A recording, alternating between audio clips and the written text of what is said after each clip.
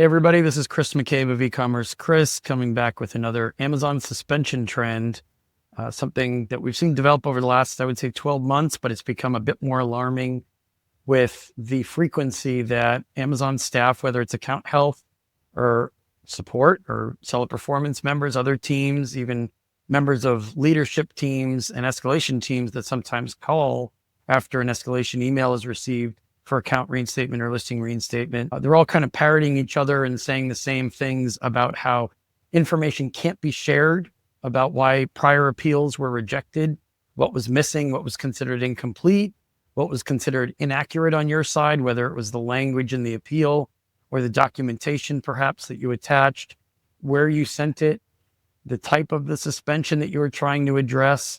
It seems like Amazonians more and more are leaning back on this idea of that information's proprietary.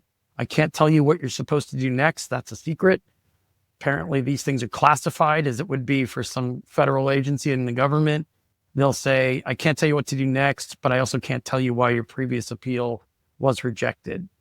We've done a lot of digging over the past couple of months. We found out that a lot of these account appeals probably weren't read or reviewed in any meaningful way. I don't know if Amazon's experimenting with AI or with just automation style appeal rejections. If they don't have certain keywords in them, maybe they're less likely to be reviewed manually. But what I do know is these are real calls with account health reps. I've been on some of them. I've been on some of the calls with leadership team members.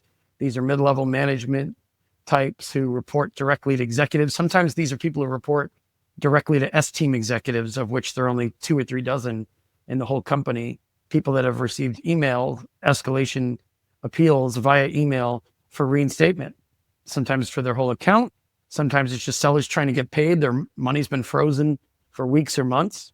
And sometimes it's just a top selling ASIN that's down for no rhyme or reason and there's no information coming back from Amazon. Of course, everyone gets those generic templates, boilerplate language that just say, you haven't sent us sufficient information.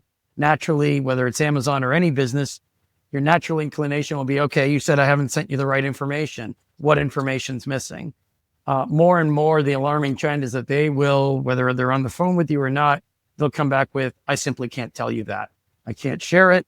It might reveal our proprietary investigative methods. Clearly, whether it's mid-level management or account health reps or lower tier staff, clearly these people either don't know what's going on and so they can't give you an answer because they simply don't know, or they're hiding behind that because they don't want to give you a real answer. They're hiding behind this cloak of secrecy. We've heard about this, I would say, for more than 12 months, maybe off and on for the last 18 months. More and more people have been getting these types of answers and they call in and they talk to account health reps. Can't tell you that. Nope, it's private. Can't tell you why it was denied. Okay, well then how am I supposed to revise an appeal or give you what you're actually looking for unless I know why the previous appeal was rejected? In the past, they would give you at least a hint or some inkling as to, well, maybe try this, or maybe you were missing that, or I read your appeal and it looks like this middle part wasn't too clear. You could brush that up with a bit more specific data or specific information. You are less likely to hear that now. They don't even enter into that kind of a conversation, which is interesting if it's the account health team, because that's why they were created. That's what they exist for. So they're almost arguing against their own existence when they say, nope, that's a secret. This is a secret. That's classified. That's top secret. They just keep throwing these phrases at you. I'm not sure what reason. I'm still doing some digging. Maybe some of them don't plan to work on this stuff for Amazon anymore, and they don't have the incentive to give you any answers. Some of them, I think, maybe they're not worried about anyone listening in on the quality of their calls anymore. So they think they can just wing it and tell you whatever pops into their heads. Or maybe this is a directive from above, which is just people seem to be pecking around and guessing at how we investigate or why we reject appeals or why we accept certain ones. We don't even want to get into that topic anymore. Don't share any details. Just don't tell them anything other than the basics, which is, yes, your appeal was read. Yes, it was rejected. That's all I can tell you. And if account health continues along that track, or seller support for that matter, obviously sellers will eventually tune out the whole team and stop asking, which will beg the question, what is their team in existence for? And if Amazon is so interested in shrinking headcount, maybe that'll be a good place to look. Beyond that, A lot of people, again, are sending in escalation emails to specific executives or specific members of senior management at Amazon and getting phone calls back. This is a trend that started, again, around 12 months ago. It seems to be continuing strong up until now.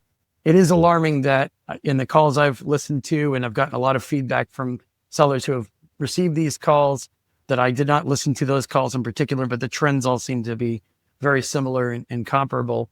The person who calls does not offer to help you. They say they don't have the authority to help you. They say they don't have the ability because of their own secrecy rules. They don't have the ability to share why they can't help you or why a recent appeal was rejected. And they're not giving any proactive steps for what you can do next. Sometimes they give you some sort of a suggestion with, well, in similar cases I've seen with other people, maybe try this, maybe try that. They don't give any sense of the odds of success if you follow their advice.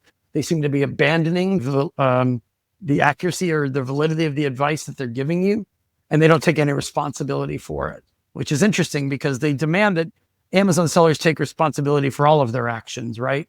How they correspond with buyers, how they deal with other sellers, the types of language they use in emails or communication directly with Amazon, things they say on phone calls, things you list on Amazon. Sellers have to take responsibility for all that. And you have very, very little margin for error, right? If you slip up once or twice, you could lose your whole account, your whole business. They don't hold themselves to that standard. I've had experiences where sometimes members of leadership teams called the seller, asked them for invoices for specific ASINs that the seller didn't even sell. And then they admitted, you know what? I made a mistake. I'm looking at the wrong account, or I called the wrong number. They're not even paying attention to what they're doing, right? Are they being investigated for the quality of their phone calls? Is anyone listening in on those calls? Probably not. It doesn't sound like it because it doesn't sound like they're taking much time or dedication into the quality of their own work. It looks like they're just checking a box so that they can go back to their superiors and say, yes, I made this phone call. No one in upper level management at Amazon is worried about the quality or the accuracy of that phone call. And sellers are just left frustrated, curious as to what they're supposed to do next, scratching their heads, kind of doubtful that if they get another phone call from another leadership or escalation team member, that there's going to be accurate information in that call. And it just undermines everyone's faith in the accuracy or validity of this entire system, right? What is that phone call for if the person who calls can't help you get reinstated themselves, leads the call with, I don't have any authority to help you, but I'm the person that's been anointed to call you back, but I can't tell you why your last appeal was rejected. These themes just keep repeating themselves. What is the purpose of this phone call? Is this an experiment? Is Amazon experimenting with suspended accounts, which could result in the end of that seller's business? The brand may be stuck forever. They might even have trouble selling their brand through other accounts like resellers if their account is permanently banned.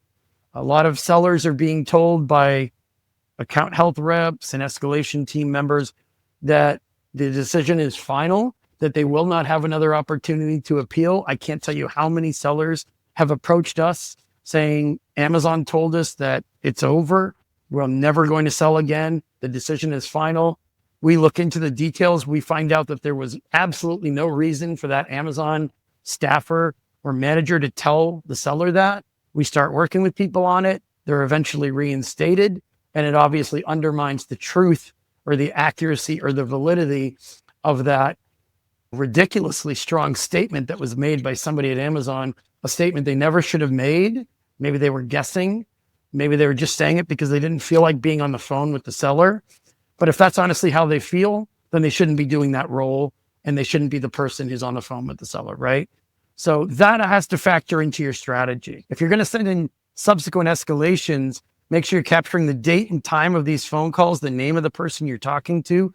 Take some good notes on what they said. If they say this is a final decision, you have no appeals path, get at least one or two specific reasons why they believe that. They might back off and say, hey, you're asking me for something proprietary. I can't share that. I can't tell you, which makes it a one-way conversation, right? They have all the power. They have all the answers, but they're not giving you anything that you can use to help. If that's the case, just take copious notes. Let somebody like me know who's been through this process before, and we can guide you from there if Amazon management is just refusing to give you any useful information. But also, while you're on the call, before the call ends, maybe question, if you're not able to help me, is there somebody else who's better trained in these areas, who is more willing and more able to get some answers? Is there somebody else I can talk to? If they refuse to open doors to other people that you might be able to reach out to, then question the validity of the call. Why is that person calling? What is the purpose of executives at Amazon initiating this type of program, which has been going 12, 13, 14 months now? Is this just really to make it look like they're working to check a box and to make it look like they're responsive to the public or to sellers' needs without actually doing the work that would be helpful to sellers? These are all relevant questions, right?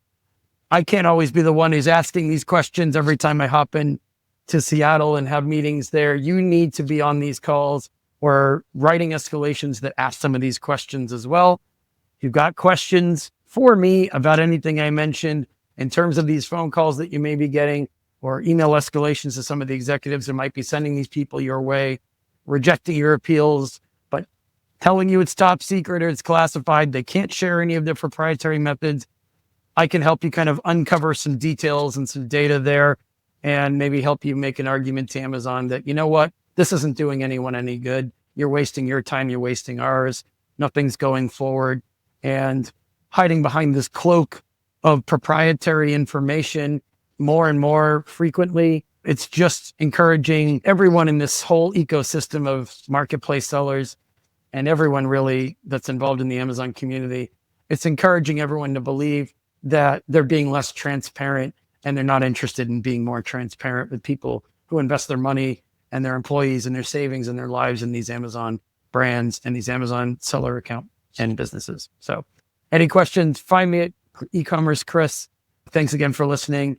I know this isn't an easy information to listen to, but I'm happy to discuss it with you if you've got any comments or questions about anything I've discussed today.